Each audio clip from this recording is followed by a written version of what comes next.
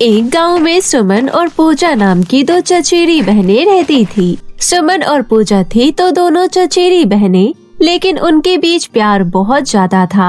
माही की चाची रीता काफी दिनों से बीमार बिस्तर पर पड़ी हुई थी। उनके घर के हालात बहुत ही खराब थे। घर के बड़ी बेटी होने के नाते सोनम घर की सारी जिम्मेदारी अपने कंधे पर उठा ली। वो अपनी पढ़ाई बीच में ही छोड़कर घर का खर्च चलाने के लिए दूसरों के घर में साफ सफाई का काम करने लगी। लेकिन वो चाहती थी कि उसकी बहन पूजा खूब पढ़ाई करे और चाचा चाची का नाम रोशन करे। एक दिन की बात है, सुमन की चाची की तबीयत अचानक बहुत ज्यादा खराब हो गई और वो अपनी दोनों बेटियों को अपने पास बुलाती है और कहती है, बेटी अब मेरे पास ज्यादा समय नहीं है। नहीं चाची, ये अब क्या कह रही हो? अभी तो आपको काफी साल जीना है। नहीं बेटा, सोनम मेरे जाने का समय नजदीक आ गया है, इसलिए मुझे तुम्हें कुछ कहना है। तुम मेरी जेठानी की बेटी होकर भी मेरा कितना ख्याल रखती हो। तुम बहुत ही अच्छी हो सोनम। मेरे जाने के बाद तुम मेरी पूजा बिटिया का ध्यान रखना। उससे कोई गलती हो जाए तो उसे माफ कर देना, क्योंकि वो ना समझ है, तुम्हारी तरह समझदार नहीं। ये कहते हुए रीता ने अपनी आंखें बंद कर ली। दोनों बहनें रीता से लिपटकर फूट फूट कर रोने लगी, पर होने को कौन टाल सकता है। अब दोनों बहनें एक दूसरे का सहारा थी। ऐसे ही कुछ महीने बीत गए। एक दिन की बात है, पूजा स्कूल से उदास होकर घर लौटी और सोनम से बोली, दीदी मैं कल स्कूल नहीं जाऊंगी। क्यों, क्या हुआ? क्योंकि सब लड़कियां मेरा मजाक उड़ाती हैं। कक्षा में पढ़ने वाले सभी लड़कियों के पास मोबाइल फोन है, पर मेरे पास नहीं। तुम तो जानती हो पूजा, बड़ी मुश्किल से ही घर का खर्चा चल पाता है और मैं तुम्हारे स्कूल की फीस भी मुश्किल से दे पाती हूँ। तुम लड़कियों की बातों पर ध्यान मत दो। तुम तो मेरी समझदार बहन हो ना, तुम बस अपनी पढ़ाई पर ध्यान दो। ठीक है दीदी, अब से मैं अपनी पढ़ाई पर ध्यान दूंगी, दूसरों की बातों पर नहीं। ये हुई ना बात। अब चलो जल्दी से तैयार हो जाओ, मैं तुम्हें मेला घुमाने ले चलती हूँ। मेला? अरे वाह, मैं अभी तैयार होकर आती हूँ। कुछ देर बाद दोनों बहन घूमते घूमते मेले में पहुँच गयी। मेले में बड़े बड़े झूले और चाट पकौड़ी के ठेले लगे हुए थे। दोनों बहनों ने वहाँ खूब मस्ती की और समय का पता ही नहीं चला और शाम हो गई। उसके बाद दोनों बहनें घर लौटने लगी। तभी उन्हें रास्ते में घायल खरगोश दिखाई दिया। घायल खरगोश को देखकर सोनम बोली, अरे इस खरगोश को तो बहुत चोट लगी है। एक काम करते हैं, इसे अपने साथ घर ले चलते हैं। ठीक है दीदी, वैसे भी रात होने वाली है, जल्दी चलो, मुझे बहुत डर लग रहा है। घबराओ नहीं पूजा, मैं हूँ ना तुम्हारे साथ। रुको, पहले मैं इस खरगोश को अपनी गोद में उठा लेती हूँ। ऐसा कहते हुए सोनम ने जख्मी खरगोश को बड़े प्यार से अपनी गोद में उठा लिया। फिर दोनों बहनें जल्दी जल्दी कदम बढ़ाते हुए घर की ओर चल दी। घर पहुंचकर सोनम ने खरगोश के जख्म पर मरहम पट्टी बांधी और हरी घास खाने को दी। दोनों बहनें खरगोश का खूब ख्याल रखती है। कुछ देर बाद खरगोश उछलते कूदते वहाँ से जाने लगा। तभी पूजा बोली, अरे दीदी देखो, वो खरगोश यहाँ से जा रहा है, उसे पकड़ो, चलो पकड़ो उसे। कोई बात नहीं पूजा, उसे जाने दो, वो अपने परिवार के पास वापस लौटना चाहता है। चलो तुम जाकर अपनी पढ़ाई करो और बाकी का काम मैं निपटा लेती हूँ। फिर काफी समय गुजर जाने के बाद वो खरगोश वापस आता है। ये देख सोनम हैरानी से बोली, अरे प्यारे खरगोश, तुम तो वापस लौट आए। जाओ अपने परिवार के पास वापस लौट जाओ। तभी खरगोश ने कहा, सोनम मैं तुमसे मदद मांगने आया हूँ, चलो मेरे साथ, हमारे पास समय बहुत कम है। अरे तुम बोल सकते हो? हाँ, पर मेरे साथ अभी ज्यादा बात करने का समय नहीं है, तुम चलो मेरे साथ। खरगोश को इस तरह बोलता हुआ देख पूजा बोली, अरे वाह, मैंने ऐसा बोलता हुआ खरगोश पहले कभी नहीं देखा। ये समय बात करने का नहीं है, जल्दी चलो मेरे साथ। ठीक है प्यारे खरगोश, हम तुम्हारे साथ चलने के लिए तैयार है। ऐसा कहकर दोनों बहनें खरगोश का पीछा करने लगी। उछलते कूदते उन्हें खरगोश जंगल में ले गया। खरगोश का पीछा करते करते दोनों बहनें जंगल के अंतिम छोर तक पहुंच गई। ये देख सोनम बोली, अरे खरगोश, तुम हमें ये कहाँ ले आए हो? दीदी मुझे तो बहुत डर लग रहा है, ये खरगोश हमें जंगल में क्यों लेकर आया है? कहीं ये खरगोश कोई भूत तो नहीं? चलो दीदी घर लौट चलते हैं। हाँ पूजा, मुझे भी कुछ ऐसा ही लग रहा है, चलो यहाँ से चलते हैं, वैसे भी रात होने वाली है। ये कहते हुए दोनों बहनें वहाँ से भागने लगी। तभी खरगोश ने कहा, रुक जाओ, तुम दोनों कहाँ जा रहे हो? देखो यहाँ गहरे गड्ढे में मेरी बहन गिर गई है, जल्दी से मेरी बहन को बाहर निकालने में मेरी मदद करो। खरगोश की बात सुन दोनों बहनें रुक गई और सोनम बोली, तुम्हारी बहन? मुझे कुछ समझ नहीं आ रहा, तुम कहना क्या चाहते हो? सोनम, दरअसल हम 2 परी बहनें हैं और एक दुष्ट जादूगरनी ने हमें खरगोश बना दिया। जल्दी से मेरी बहन को इस गड्ढे से बाहर निकालो। ठीक है, तुम परेशान मत हो, मैं अभी तुम्हारी बहन को गड्ढे से बाहर निकालती हूँ। दीदी रुको, मुझे तो ये इनकी कोई चाल लगती है, चलो यहाँ से, वरना बुरी तरह फंस जाएंगे। लेकिन सोनम पूजा की एक बात नहीं सुनती। नहीं पूजा, हमें इनकी मदद करनी चाहिए, तुम यहीं रुको। इतना कहकर सोनम बड़ी मुश्किल से गहरे गड्ढे से खरगोश को बाहर निकालती है। खरगोश ने कहा, तुम्हारा बहुत बहुत धन्यवाद सोनम, तुमने हम दोनों परियों की जान बचाई। क्या तुम हमारी एक और मदद कर सकती हो? दरअसल हम जादुई छड़ी के बिना अपना असली रूप नहीं ले सकते और न ही परी लोग जा सकते हैं। क्या तुम हमारी जादुई छड़ी ढूंढने में मदद करोगी? हाँ क्यों नहीं, पर आपकी जादुई छड़ी है कहाँ? ये तो हमें भी नहीं पता। जब हम उस दुष्ट जादूगरनी से लड़ रहे थे तब पता नहीं जादुई छड़ी कहाँ गिर गई। इससे पहले जादूगर ने हमारा पता लगाकर हमें कोई नुकसान पहुँचाए, हमें जादुई छड़ी ढूंढकर उसे खत्म करना होगा। आप चिंता मत कीजिए, हम आपकी छड़ी ढूंढते हैं। मुझे लगता है इसी जंगल में कहीं होगी। आप लोग तब तक किसी गुप्त स्थान पर छिप जाइए, तब तक मैं जादुई छड़ी ढूंढ कर लाती हूँ। चलो पूजा। ठीक है सोनम, हम तुम्हारा झाड़ी के पीछे इंतजार करेंगे, जल्दी आना। तुम्हें वो जादुई छड़ी ढूंढनी होगी, नहीं तो हम वापस परीलोक नहीं जा पाएंगे। उसके बाद सोनम और पूजा ने जादुई छड़ी की तलाश में जंगल का हर कोना और हर एक हिस्सा छान मारा, लेकिन तभी दोनों बहनों को कुछ ही दूरी पर चमकती हुई कोई चीज नजर आई। वो दोनों दौड़ती हुई चमकती हुई चीज के पास गई तो उन दोनों की खुशी का ठिकाना ही नहीं रहा। अरे ये तो परी की जादुई छड़ी है, शुक्र है आखिर मिल ही गई। हाँ दीदी जल्दी चलो, देखना जादुई छड़ी मिलते ही परी खुश होकर हमें कोई जादुई उपहार देंगी। अब जल्दी चलो, क्योंकि ये जंगल खतरे से खाली नहीं है। फिर दोनों बहनें खुश होते हुए जादुई छड़ी लेकर उसी जगह आ पहुँची जहाँ दोनों परियां छिपकर उनका इंतजार कर रही थी। जादुई छड़ी की शक्ति से दोनों परियां अपने रूप में वापस आ गयी। तुम दोनों बहनों ने हमारी बहुत मदद की, हम दोनों तुम्हारे आभारी हैं। इसलिए परी लोग जाने से पहले हम दोनों परी बहनें तुम्हें एक जादुई उपहार देना चाहते हैं। फिर दोनों परियां 2 जादुई फ्रॉक देती हुई बोली, ये लो सोनम और पूजा, ये 2 जादुई फ्रॉक है, तुम इसे किसी खुले स्थान पर रख देना, उसके बाद तुम फ्रॉक का जादू देखना। अब हम चलते हैं, हमें जादूगरनी का खात्मा भी करना है। इतना कहकर दोनों परियां वहाँ से गायब हो गई। वहीं दोनों बहनें अपना अपना जादुई फ्रॉक लेकर खुले स्थान पर गई और वहाँ पर रख दिया। पलक झपकते ही दोनों फ्रॉक बड़े विशाल फ्रॉक घर में बदल गए। ये देखकर पूजा खुश होते हुए बोली, अरे वाह दीदी, मैंने ऐसा फ्रॉक का घर कहीं नहीं देखा, चलो अंदर चलकर देखते हैं। उसके बाद दोनों बहनें अपने अपने जादुई फ्रॉक के घर के अंदर गई। जादुई फ्रॉक के घर के अंदर बहुत सारी धन दौलत थी। दोनों बहनों की खुशी का ठिकाना नहीं रहा। जादुई फ्रॉक के घर में रखे धन दौलत से सोनम गरीब और बेसहारा लोगों की मदद करने लगी। वहीं दूसरी तरफ पूजा ढेर सारी धन दौलत देखकर लालच में अंधी और घमंडी हो गई। और इतना ही नहीं, पूजा ने अपनी दीदी सोनम से भी बात करना बंद कर दिया। वो बस सारा दिन भर अपने दोस्तों के साथ घूमती फिरती और शॉपिंग करती। एक दिन पूजा शॉपिंग करके जादुई फ्रॉक घर में जा रही थी, तभी पूजा को जादुई फ्रॉक घर के बाहर एक भिखारिन औरत मिली। बिटिया, मुझे थोड़े बहुत पैसे दे दो, मेरा बच्चा बीमार है, उसके लिए दवाई लानी है। चल हट यहाँ से, मेरे पास कौन सा पैसों का पेड़ लगा हुआ है जो उसमें से तोड़कर तुझे दे दूं? मेहनत तो की नहीं जाती, बस भीख मांगने चले आते हैं। ये बोलते हुए पूजा उस भिखारिन को भला बुरा बोलने लगी। उसकी इस हरकत से जादुई फ्रॉक घर बहुत नाराज हो गया।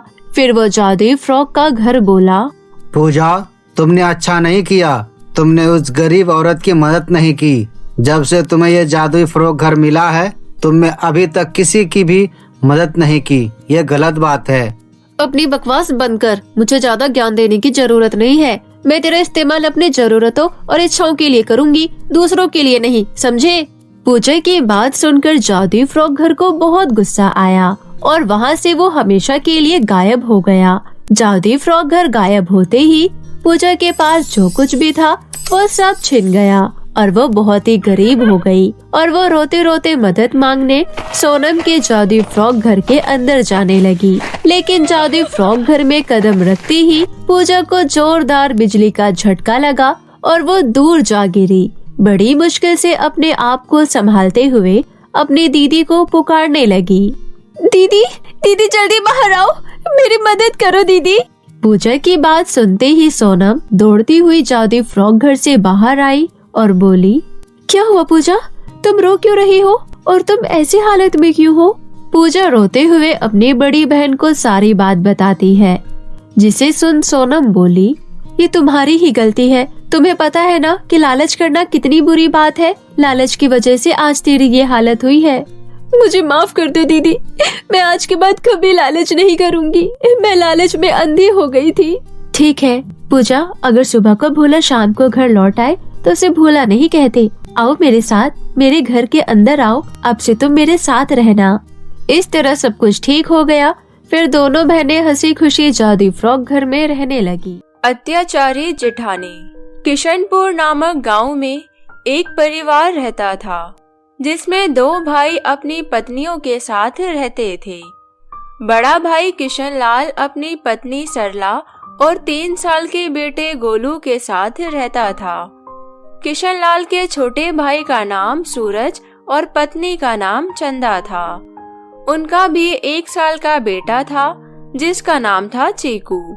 सभी लोग आपस में बड़े प्रेम से रहते थे। लेकिन जब से चीकू का जन्म हुआ तो सरला का स्वभाव बिल्कुल बदल गया। वो चीकू से नफरत करती थी।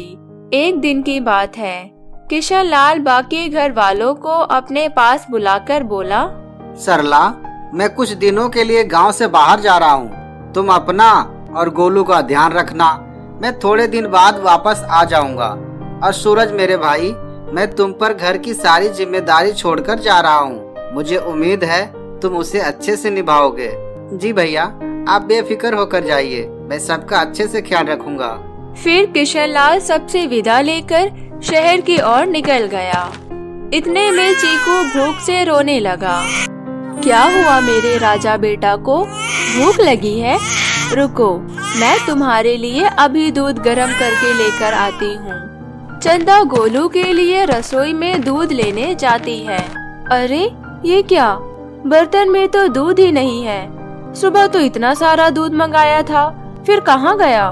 फिर वो अपनी जेठानी सरला के पास गई और बोली, दीदी, सुबह ही मैंने काफी सारा दूध मंगाया था, लेकिन रसोई में तो नहीं है। मुझे क्या पता, खुद ने ही सारा दूध अपने बेटे को पिला दिया होगा। मुझसे क्यों पूछ रही हो, क्या मैंने चुराया है? नहीं नहीं, मैं तो बस ऐसे ही पूछ रही थी। वो चीकू को भूख लगी है और रसोई में बिल्कुल दूध नहीं है। इतने में वहाँ सूरज आ गया और उसने सारी बात सुन ली। रुको, मैं अभी दुकान जाकर दूध ले आता हूँ। फिर वो दुकान से दूध लाकर चंदा को दे देता है। उधर चीकू का भूख के मारे रो रो कर बुरा हाल हो रहा था। चंदा जल्दी से दूध बनाकर चीकू को पिला देती है और दूध पीते ही चीकू सो गया। इधर सरला मन ही मन गुस्से में बोली, जब देखो चीकू चीकू, जब से ये चीकू हुआ है मेरे बेटे की तो इस घर में कोई कदर ही नहीं है। चीकू ना होता तो सारी जायदाद मेरे बेटे का, चीकू ना होता तो सारी जायदाद मेरे बेटे के नाम होती। ऐसा सबक सिखाऊंगी कि ये दोनों याद रखेंगे। मुझे कुछ ऐसा करना होगा कि सांप भी मर जाए और लाठी भी न टूटे। ये ठीक रहेगा। आज रात को ही उसे ठिकाने लगा दूंगी। आधी रात को जब सभी लोग सो रहे होते हैं, तब सरला दबे पांव चंदा के कमरे में गई। यही सही मौका है, सभी गहरी नींद में सो रहे हैं। मैं चीकू को उठाकर ले जाती हूँ और किसी को पता भी नहीं चलेगा। सरला चीकू को उठाकर दूर रेल की पटरी पर ले गई। अब तू मर यहाँ, तेरे जीते जी मेरे बेटे को पूरी जायदाद नहीं मिलेगी, इसलिए तुझे मरना होगा। सरला चीकू को वहीं रेल की पटरी पर छोड़कर चली गई। उसे ऐसा करते हुए एक औरत देख लेती है। तभी सामने से ट्रेन को आता देख वो औरत चीकू को बचा लेती है। अरे ये कैसी औरत है जो बच्चे को इस तरह पटरी पर छोड़कर जा रही है? मुझे पता लगाना होगा कि इस औरत ने इस मासूम बच्चे को मरने के लिए पटरी पर छोड़कर क्यों गई। फिर वो औरत बच्चे को गोद में उठाकर सरला का पीछा करने लगी। इधर इस बात से अनजान सरला रास्ते में सोचते सोचते आ रही थी। इससे पहले कि मुझे कोई देख ले, मैं अपने कमरे में जाकर सो जाती हूँ। अगली सुबह जब चंदा की आँख खुली तो वो चीकू को ना पाकर परेशान हो गई। अरे मेरा चीकू कहाँ गया? रात को तो मेरे पास ही सो रहा था, कहाँ चला गया? मेरा बच्चा कहाँ गया? चंदा के रोने की आवाज सुनकर सूरज की भी नींद खुल गई। क्या हुआ? तुम रो क्यों रही हो? देखो ना, मेरे चीकू को पता नहीं कौन उठाकर ले गया। रात को तो मेरे पास ही सोया था। तभी वहाँ सरला आई और ढोंग करते हुए बोली, ऐसा कैसे हो सकता है? रात को तो तेरे पास ही सो रहा था ना, फिर भला उसे कौन ले जा सकता है? सरला मन ही मन बहुत खुश हो रही थी। अब चीकू कभी लौटकर नहीं आएगा। उसे तो मैं कल रात को रेल की पटरी पर छोड़कर आई थी। अब तो चीकू भगवान के पास चला गया होगा और उसके हिस्से की जायदाद भी अब मेरे बेटे के नाम होगी। तुम चिंता मत करो, मैं चीकू को कैसे भी करके ढूंढ कर लेकर आऊंगा। अब तुम रोना बंद करो। सभी चीकू के बारे में बातें कर रहे होते हैं। तभी किशन लाल भी शहर से लौट आया। किशन लाल को आता देख सभी चुप हो गए। क्या बात है? तुम सब लोग मुझे देखते ही चुप क्यों हो गए? तुम सबके चेहरे का रंग क्यों उड़ा हुआ है? और तुम सब इतने परेशान क्यों लग रहे हो? बताओ मुझे, क्या बात है? सूरज ने अपने बड़े भाई किशन लाल को सारी बात बताई। इधर चंदा का रो रो कर बुरा हाल होने लगा। मैं अभी जाकर पुलिस स्टेशन में रिपोर्ट लिखवा कर आता हूँ। तुम दोनों चिंता मत करो, गोलू को कुछ नहीं होगा। कोई मेरे बच्चे को ढूंढ कर लाओ। मेरा बच्चा पता नहीं किस हाल में होगा। चंदा, तुम चुप हो जाओ, मिल जाएगा हमारा बच्चा, रो मत। तभी सरला ढोंग करते हुए बोली, चंदा तुम रो मत, तुम्हारा चीकू मिल जाएगा, हम सब है ना, तुम चिंता मत करो। फिर सभी चीकू को ढूंढने निकल ही रहे होते हैं कि तभी एक औरत चीकू को गोद में लिए दरवाजे पर खड़ी होती है। क्या ये बच्चा आपका है? चीकू को देखते ही चंदा दौड़ते हुए उस औरत के पास आई। हाँ, ये बच्चा मेरा है, मेरा बच्चा चीकू है ये तो। ये कहते हुए चंदा चीकू को चूमने लगी। किशन लाल भी अपने बच्चे को सही सलामत वापस देखकर बहुत खुश हुआ। लेकिन चीकू को देखकर सरला की आंखें गुस्से से जल उठी। अरे ये बच कैसे गया? इसका जिंदा बचना तो नामुमकिन था। फिर चंदा ने उस औरत से पूछा, ये आपको मिला कहाँ से और आप कौन हो? ये मुझे रेल की पटरी पर पड़ा हुआ मिला था। हे भगवान, रेल की पटरी पर? मेरे बेटे को रेल की पटरी पर किसने छोड़ा होगा? हाय रे मेरा बच्चा, भगवान का शुक्र है इसे एक खरोच तक नहीं आई। वैसे आप रहती कहाँ हो और आपको कैसे पता कि यह हमारा बच्चा है? जी अभी तो मैं गांव में नहीं हूँ, मेरा कोई रहने का ठिकाना नहीं है और मैं ढूंढते ढूंढते आपके घर आ गई। जब तक तुम्हारे रहने का ठिकाना नहीं मिल जाता तब तक तुम हमारे साथ इस घर में रह सकती हो। हाँ, आप यहाँ रह सकती हो। अरे हम इस औरत को जानते नहीं, पहचानते नहीं, हम इसे अपने घर में ऐसे कैसे रख सकते हैं? तुम चुप रहो, ये यहाँ क्यों नहीं रह सकती है? इसने हमारे चीकू की जान बचाई है। आप यहाँ रह सकती हो जब तक चाहे। फिर वो औरत उस घर में रहने लगी। उस औरत को विश्वास था कि सरला फिर से चीकू को नुकसान पहुंचा सकती है, इसलिए वो चीकू को अपनी नजरों से एक पल के लिए भी दूर नहीं होने देती। ऐसे ही एक दिन जब सब लोग रात को खाना खाकर अपने कमरे में सोने चले गए, सरला फिर से दबे पांव चंदा के कमरे में गई। आज का मौका बेकार नहीं जाने दूंगी। उस दिन तो ये बच गया था, लेकिन आज नहीं बचेगा। सभी लोग गहरी नींद में सो रहे थे। ये देख सरला चुपके से चीकू को उठाकर घर के बाहर चली गई, लेकिन वो औरत चीकू को ले जाते हुए सरला को देख लेती है। ये डायन लगता है नहीं सुधरेगी, मुझे ही कुछ करना होगा। इसे ऐसा सबक सिखाऊंगी कि ये जिंदगी भर याद रखेगी। फिर उसने जल्दी से घर के सभी लोगों को जगाकर सरला के बारे में सारी सच्चाई बताई। मैंने अभी सरला को चीकू को ले जाते हुए देखा। वो उसे रेल की पटरियों की तरफ ले गई है। आप सब जल्दी चलिए, वरना बहुत बड़ा अनर्थ हो जाएगा। फिर सभी लोग दौड़ते हुए रेल की पटरी की तरफ भागने लगे। जब उन्होंने देखा तो उन्हें अपनी आंखों पर विश्वास नहीं हुआ।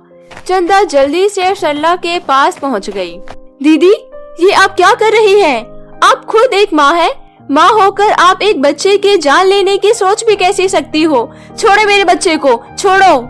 ऐसा कहते हुए चंदा अपने बच्चे को सरला के हाथों से छीनने की भरपूर कोशिश करती है। मैं इसे नहीं दूंगी, समझी? इसे मरना होगा। उसी धक्का मुक्की में सरला चीकू के साथ रेल की पटरी पर गिर गई। तभी सामने से तेज रफ्तार में ट्रेन आ गई। इतने में वो औरत जल्दी से चीकू को बचा लेती है, लेकिन उस हादसे में सरला की दोनों टांगे कट गई और वो औरत एक चुड़ैल में बदल गई और बोली, इस पापी औरत ने पहले भी बच्चे को इसी रेल की पटरी पर लाकर छोड़ा था। आज फिर दोबारा इसने वैसा ही किया।